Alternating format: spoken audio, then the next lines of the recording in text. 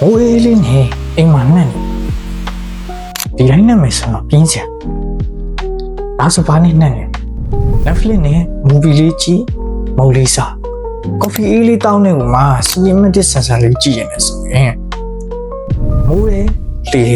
အပြင်ထွက်သွားကြည့်စရာလည်းမလိုပဲအိမ်မှာပဲကိုယ်ပိုင်ရုပ်ရှင်အောင်လေရုပ်တော့ကောင်းကောင်းအတန်ကြည်ကြည်လင်းလေးနဲ့ဇလန်းထဲမှာကိုယ်ပိုင်စီးနှောသွားတယ်ကြကြလေးလေးကြည့်ရင်လည်းသွားလျာလေးစောင်းသွားချင်